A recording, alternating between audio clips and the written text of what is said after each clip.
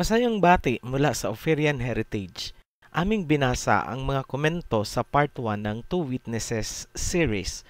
Bago tayo magpatuloy sa pagsagot ng mga komento, may ibibigay kaming palaisipan sa inyo at tingnan nyo kung naaangkop ba ito or posibleng tumutukoy sa propesiya tungkol sa olive tree at lampstand na sumisimbolo din bilang two witnesses ayon sa Zechariah. Ito po siya, pakinggan nyo pong mabuti. Only with deep roots can a tree yield rich fruit. Only filled with oil can a lamp burn brightly. Ang kahulugan ng proverbial saying na yan ay maiuugma ba natin sa olive tree at lampstand? Ilalahad natin kung sino at kailan sinabi ang salitang yan sa part 2 ng Two Witnesses. Dumako na tayo para sagutin ang mga komento sa abot ng ating makakaya. Inihiwalay namin ito para hindi masira ang presentation ng part 2 ng Two Witnesses. Paunawa po, hindi namin sasagutin ang mga komento na wala sa context o hindi saklaw ng paksa na ito. Bago namin makalimutan, may nabasa kami na hindi raw kami nagbibigay ng mga references at mga teksto sa Biblia. Ito po ang response namin. Kapag ang isang impormasyon ay naibigay na at nasuportahan na sa mga nakaraang video, hindi na po natin uulitin ang pagbibigay ng references upang makapag-focus tayo sa nilalaman at takbo ng kwento. Ibig sabihin, kung tumalon kayo sa video ng Two Witnesses at nilaktawan ninyo ang mga naunang video, kahit kailan hindi nyo maiintindihan ang takbo at nilalaman ng Two Witnesses. Uunahin namin ang mga komento tungkol sa China, mga rason kung bakit hindi daw pwedeng manggaling sa China ang Two Witnesses. Isa-isahin po natin. Number 1. Kumakain daw ng fetus ang mga Chinese. So sa mga hindi po nakakaalam kung ano ang fetus, ito po yung nalaglag na bata mula sa sinapupunan ng nanay habang ipinagbubuntis pa. Ibig sabihin, ito yung mga premature na baby na patay na. So yan po ang fetus. So ano po yung sagot namin dyan? Yan po ay isang produkto na gawa ng isang contemporary artist na nagngangalang Zhu Yu. Ang kanyang art ay tungkol sa human cannibalism. Ito ay kanyang inihayag na art lamang at hindi niya intensyon na manloko ng tao.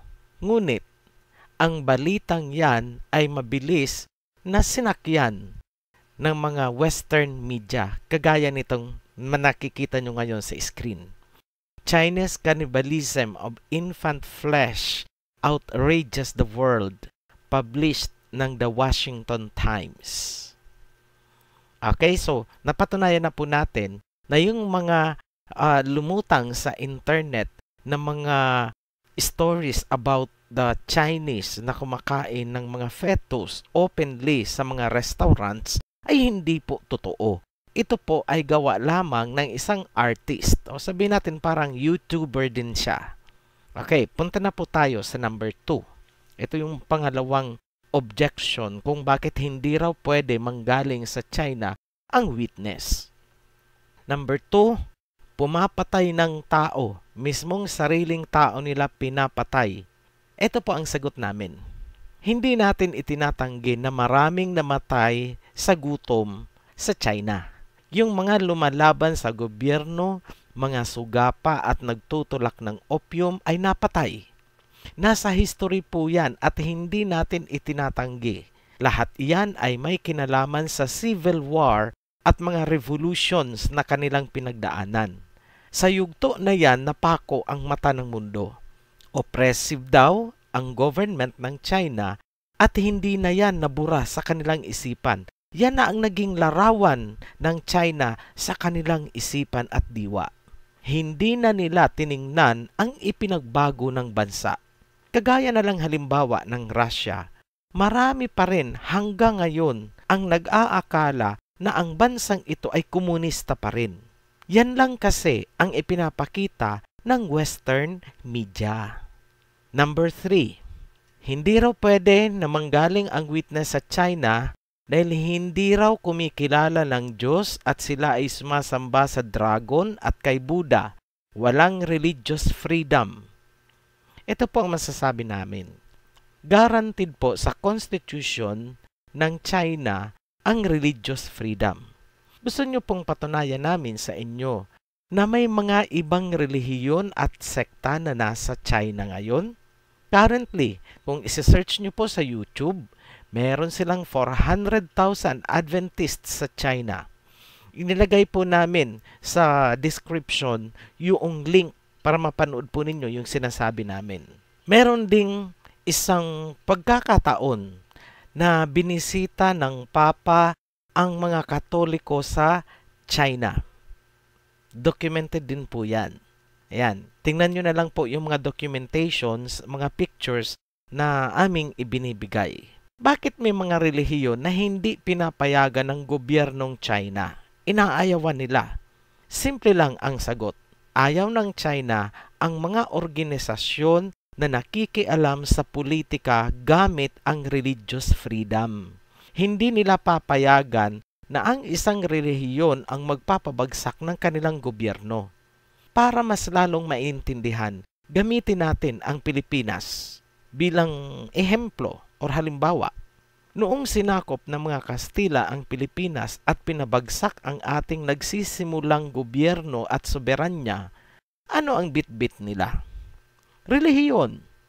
Noong pinabagsak ang rehimen Marcos, ano ang ginamit? Relihiyon. Sa kasalukuyan, sino ang mga nag-uudyok sa mga tao upang kalabanin ang pamahalaan? Relihiyon. Ngayon, alam nyo na po kung bakit hindi pinapayagan ng China ang anumang relihiyon na may posibilidad o tendency na impluwensyahan ang mga tao para kalabanin ang gobyerno. Sana malinaw po tayo dyan. Itong nasa larawan kung saan pinademolish ng China ang simbahan ng isang parang sekta o relihiyon, ito ay dahil sa symbolization ng pyramid. Alam naman natin na ang pyramid at saka ang Egypt ay associated na symbol sa slavery. Hindi na po natin lalagyan niya ng reference dahil common knowledge na po yan. Ayaw na ayaw po ng mga Inchik ang mga ideolohiyang nauugnay sa Pyramid of Egypt na gaya ng makikita sa dolyar.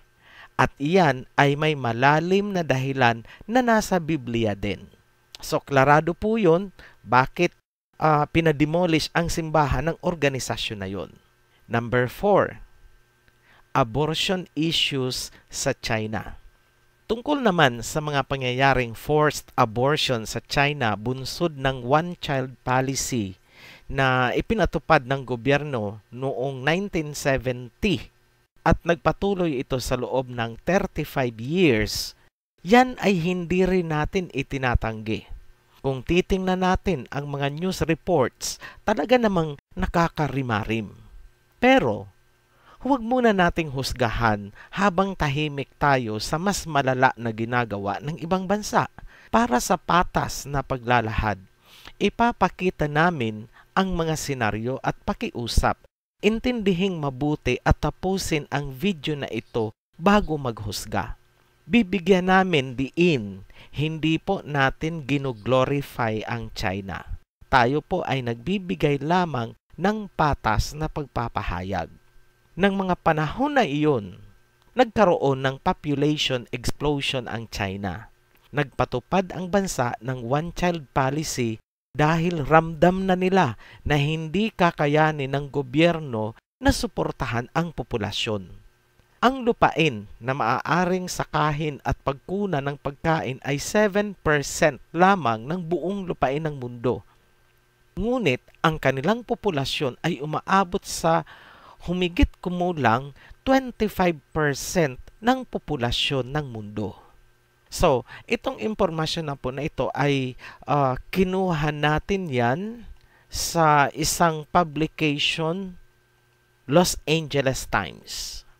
Pwede nyo pong i-check yan sa internet kung gusto nyong kayo mismo ang magbabasa, pero kumuha na po kami ng screenshot. Sa takot ng gobyerno na magkaroon ng tagutom na magre-resulta sa civil war, minabuti nitong ipatupad ang one-child policy. Kung titingnan ang sitwasyon, ang pagpapatupad nito ay hindi kapritsyo lamang kundi bunsod ng mahigpit na pangangailangan.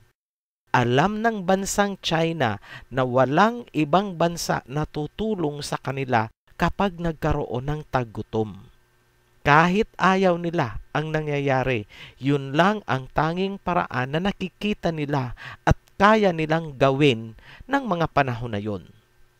Ngunit, sa kabila ng mga pangyayari, may kakaibang kultura na kapansin-pansin sa kababaihan ng China kumpara sa kababaihan sa ibang bansa, lalo na sa makakanlurang mga bansa. Ang mga kababaihan ng China ay tumatangis dahil sa mga pangyayari. Ayaw nila ng ganito, ayaw nila ng abortion. Kabaliktaran naman ang mga kababaihan sa kanluran. Sila ang nagrarally sa kalsada para sa malayang aborsyon. Karapatan daw yun ng mga kababaihan sa ngalan ng demokrasya. Ibig sabihin, ito ay isang uri ng human rights. Yan sa picture po, pinapakita namin ang rally ng mga kababaihan sa New York. Washington. Sa Washington po ito naganap. Sabi nila, keep abortion legal. Sa New York naman, lawmakers pass bill to protect abortion rights in New York. So, ganun din naman. Sa New York din, Washington, ipinaglalaban nila na magkaroon ng abortion. Sa Ireland naman, Ireland is parte ito ng Europe, kung hindi kami nagkakamali. 3.2 million people voted on Friday with 2/3 voting for the Yes campaign. Ibig sabihin, yes to abortion. I-abolish daw yung ban sa abortion. At noong naipanalo nila ito sa pamamagitan ng referendum, talaga po naman umiyak sa tuwa itong mga kababaihan. So sabi nila, they made history. Pwede nyo pong kalkalin yan. Nasa YouTube din po yan. Ang dami pong documentations yan. Hindi na po natin ilalagay dito para hindi tayo magtagal. Ano ang malaking kaibahan? Sa China, ang mga reported abortion ay bunsod ng kahirapan. Samantala, sa Western countries, ang abortion ay bilang karapatan daw ng mga kababaihan. Ginagawang dahilan ang pagkakabuntis dahil daw sa rape. Kung ang pagkakabuntis dahil sa panggagahasa ang totoong dahilan, tanong lang namin, gaano ba kataas sa kanilang bansa ang incidence o pangyayari ng pagbubuntis dahil sa rape? Yung mga nagrarally ba na ipatupad ang malayang abortion, sila ba ay mga rape victims? Kung talagang pagbubuntis dahil sa rape, hindi ba dapat yung mga rape victims lang sana ang pinayagan ng batas na magpa-abort? Ano po sa tingin ninyo? Ano ba talaga? Abortion because of rape or abortion for convenience? Hindi natin sila hinuhusgahan. Mapapansin ninyo, analysis lang ang mga pinipresenta namin. Walang conclusion. Kayo na po ang bahala na magtimbang kung ano ba talaga. Ang punto na aming binibigyan ng diin ay hindi kahirapan at nakaambang gutom ang dahilan kaya ginawang legal ang malayang abortion sa kanilang bansa, kundi dahil ito daw ay karapatan ng mga kababaihan sa ngalan ng human rights. Malinaw po yan. Diyan naiiba ang sitwasyon ng China. Pero sige, para sa mga nagsasabi na hindi yan rason para sa abortion, ipagpalagay na natin na yan ay malaking kasalanan ng China. Tingnan natin kung may act of repentance ba. Sila ba ay lalong sumasama o sila ba ay nagbabago? So, tingnan po natin ang mga pangyayari. Sa ilalim ng pamumuno ni Xi Jinping, binago ang one-child policy. Pinayagan na silang magkaroon hanggang sa 2 anak mula noong 2016.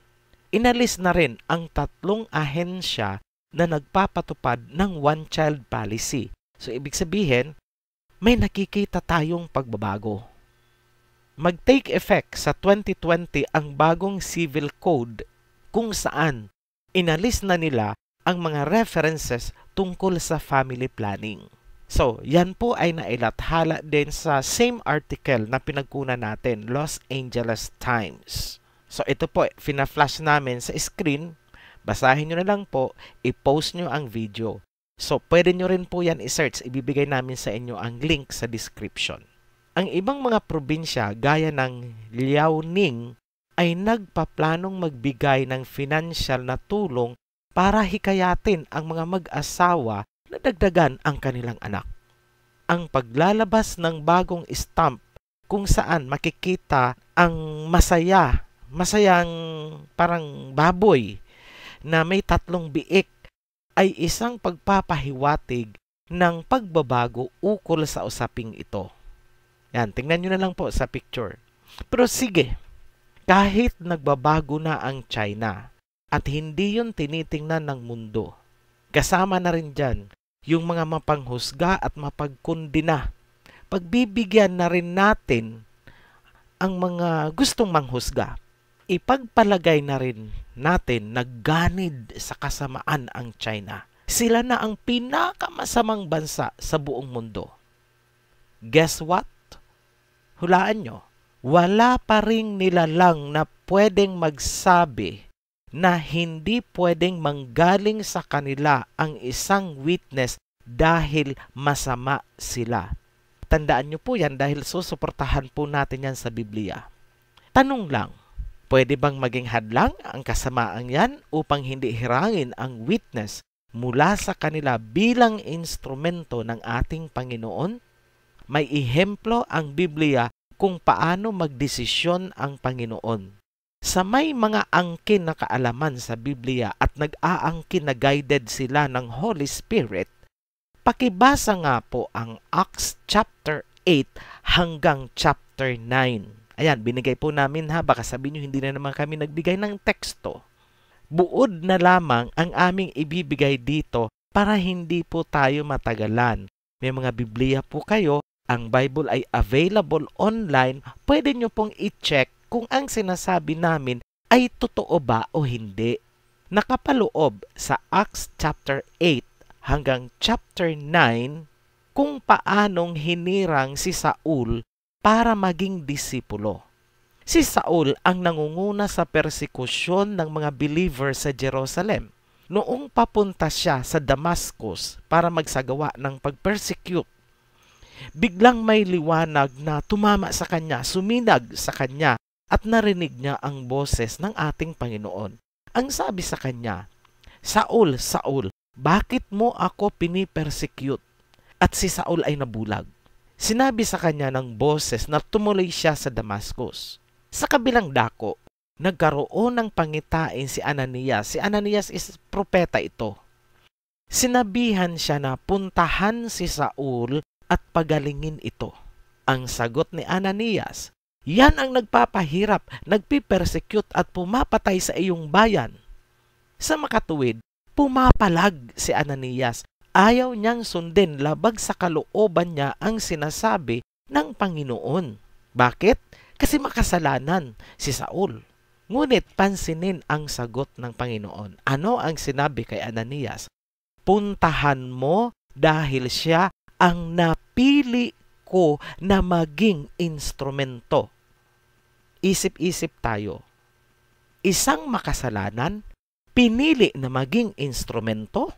Sige nga po, maliwanag sa Biblia na hindi hadlang ang kasamaan ng isang tao, ng mga tao, o kahit pa ng buong bansa kung tatawagin sila ng ating Panginoon upang maging instrumento. At gaya ng pangyayari kay Saul at Ananias, walang nilalang na pwedeng mag-question sa desisyon ng ating Ama. Ngayon, tingnan naman natin ang nakasulat sa Hebrews chapter 8 verse 10 to 12.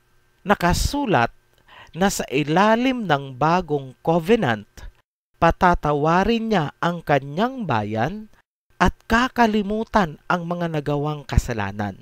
Sa English, ang nakasulat dyan is, I will forgive their wickedness and remember their sins no more.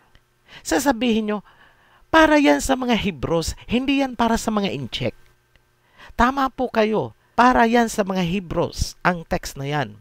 Pero, dapat nyo rin malaman na may wild olive tree na ihuhugpong or grafted sa original Hebrews. At ito ang hindi natin nakikita dahil marami dyan hindi alam kung sino ang totoong Hebrews at kung ano na ang nangyayari sa mga Hebrews ngayon.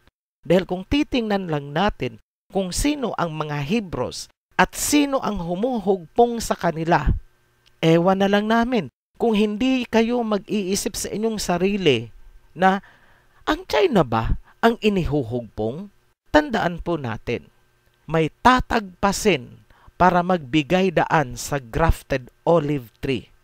Huwag po nating iisipin na ang wild olive tree ay isang relihiyon or sekta na ihuhugpong sa mga Hebrews. Bakit? Kasi ang Hebrew po ay hindi relihiyon. Para mag-graft din doon ang isang relihiyon. Ano yan? Merging company? Dalawang korporasyon na mag-merge? Hindi po. Ang tinutukoy dyan na Hebrew ay lahi. Yan ang lahi ni Heber na nahati kay Peleg at Joktan. Sa mga nag-aakusa, wala po kaming sinasabi na hindi matatagpuan sa Biblia. Tungkol sa isyo na agawan ng teritoryo, yan ay isang sensitibong usapin na hindi muna tayo magkukomento sa ngayon dahil hindi maiintindihan. Sa mga darating na video sa hinaharap, makikita nyo ang inilalahad ng prophecy tungkol dyan. Tungkol naman sa mga interpretasyon na ang two witnesses kesyo sina Elias, sina Enoch o kaya si Moses, may nagsasabi na ito daw ay ang Old and New Testament. Ito daw ay love and wisdom. May iba naman, Pilipinas daw dahil sa barong Tagalog. Sasagutin ko itong huli. Tandaan po natin na ang sinasabi sa Bible na gamit ng sackcloth ay sa pagluluksa, pagpapakumbaba, pagdadalamhati, pagtalikod sa makasalanang gawain. Tanong, sa senaryo na may nakaburol at may naiwang pamilya, sino ba ang nagluluksa? Sige nga po, pakitingnan. Sino ang nagluluksa? Yung nasa kabaong ba? Or ang mga naulila? Siyempre, common sense po. Yung nagluluksa ay yung mga naulila, yung mga naiwan. Hindi yung patay dahil hindi niya kayang ipagluksa ang sarili niya dahil siya nga ay patay na. Paano siya magluluksa? Nakuha niyo po ang punto doon?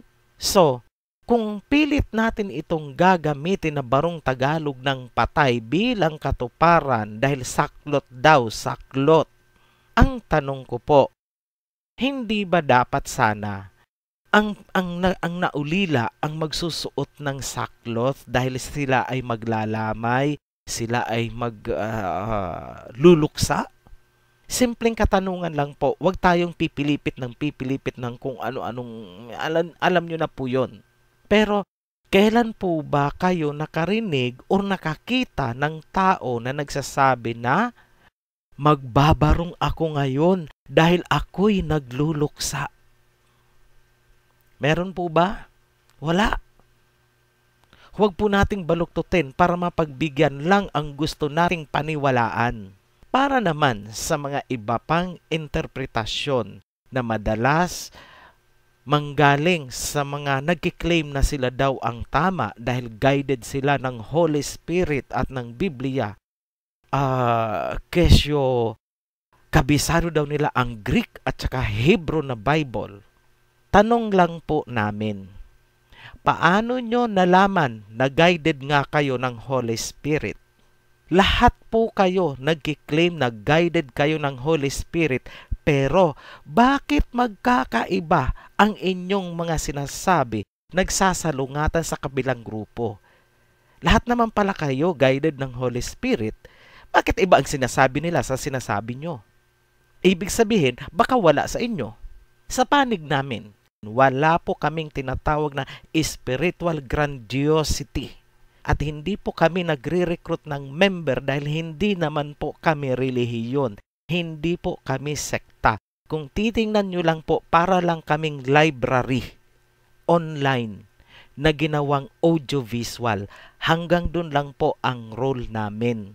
Huwag nyo po kaming akusahan na kami ay kulto dahil hindi po kami naghihikayat ng miyembro.